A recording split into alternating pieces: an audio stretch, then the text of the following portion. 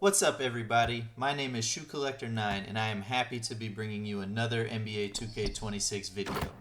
Today we're going to look at some simple reads in the pick and roll game on NBA 2K26 to help you anticipate the defense, which will allow you to make better decisions and in return get more open shots. We'll take a look at two different perspectives throughout this video, one from a dual threat point guard's point of view, and then we'll go into the mindset of an attacking scorer.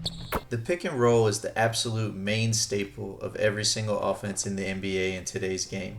Without it, many offenses become bogged down and slow, causing the offense to become stagnant and force up contested shots.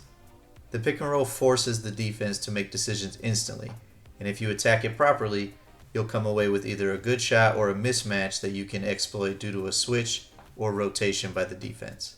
As the offensive player, you also need to be able to not only react quickly, but almost anticipate how the defense is going to react to what you do. This will help you be prepared with multiple counters depending on the defense's game plan, since each team defends the pick and roll a little differently. So the sooner you can diagnose how they're playing you, the sooner you can make those adjustments. Today we'll be using De'Aaron Fox and Victor Wembanyama of the San Antonio Spurs to show off the abilities of our dual threat point guard in the pick and roll game, and how a big like Wemby can open up additional opportunities within this action. When using a player like Fox, I'm constantly surveying the floor to see where my teammates are located, so I know where all my outlets are in case I need to kick the ball out quickly. As the screener comes up, I'm taking mental notes of where his defender is playing even before Wemby sets the screen. This can show me the type of coverage the defense is in before the play even starts, and allow me to start processing where to go with the ball. Next, my attention goes to the on-ball defender. They have three main options. They can either go under, over, or switch the screen. Here Simons goes under the pick, and in real time I know based on the big's position that Wemby will have an easy roll to the basket.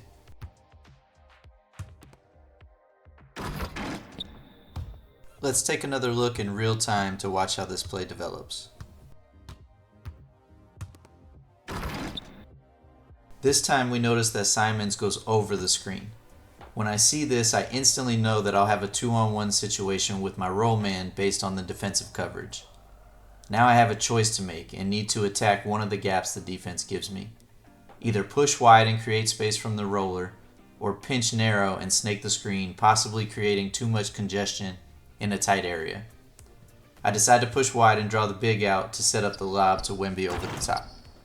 Once you've made the defense respect the big rolling to the rim, you can use Wemby's versatility to manually have him pop as he's coming out to set the screen. This again forces the defense to make a decision to either cut off the drive or allow the roll man to pop for an easy jumper. This time the defense plays this pretty well initially, with Simons getting under the screen with minimal contact and the big being in a much better position between the roll man and the ball. I could back out and reset with another pick at the top of the key, but I see Simons just slightly get caught up on his teammate, so I decide to turn the corner and get to the basket. Remember, back at the start of the video, we mentioned our outlets, and needing to know not only where, but who those players are is extremely important. If you drive and kick to a non-shooter, you're essentially doing the defense a favor and killing your offensive possession. Next, we're going to create some new angles to not only get Castle involved in the corner, but also look to start attacking with De'Aaron Fox.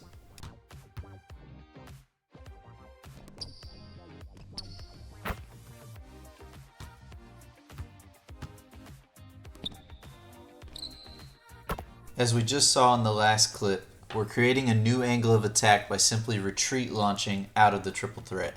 This creates a lot of space between Fox and the defender, which allows him to use his best asset, which is his speed. This retreat allows us to launch an attack to either the left or right and create the space needed to counter whatever the defense throws at us.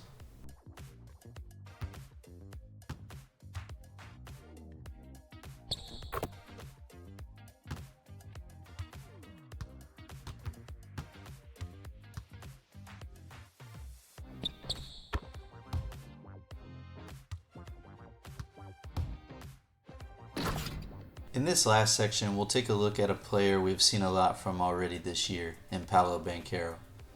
But really you can replace him with any scoring guard or forward and use the same principles.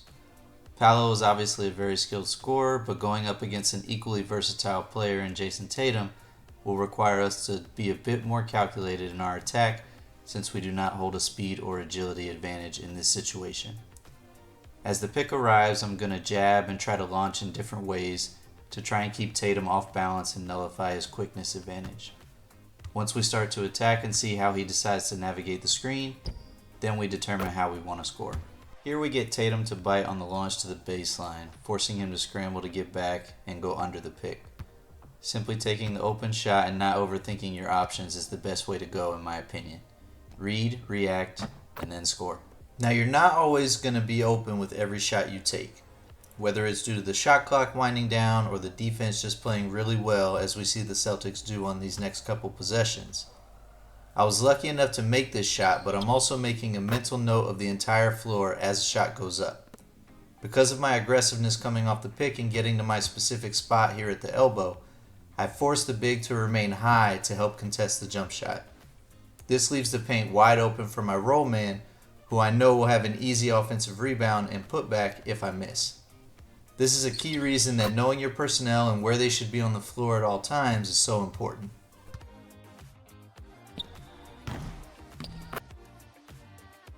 Here we're going to see Paolo get bottled up pretty well when he comes off the pick, taking somewhat of a poor angle and not really creating enough separation from his defender.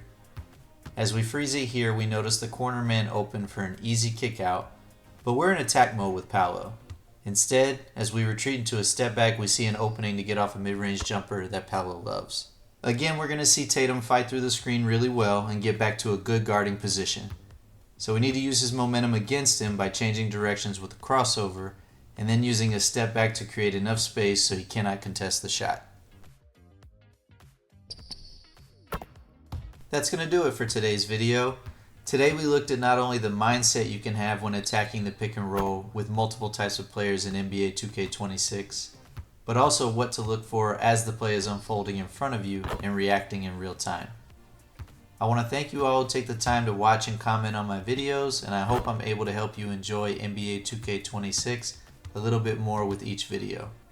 Be sure to leave a comment and like the video if you enjoyed it, and make sure you subscribe for more content to come. Peace.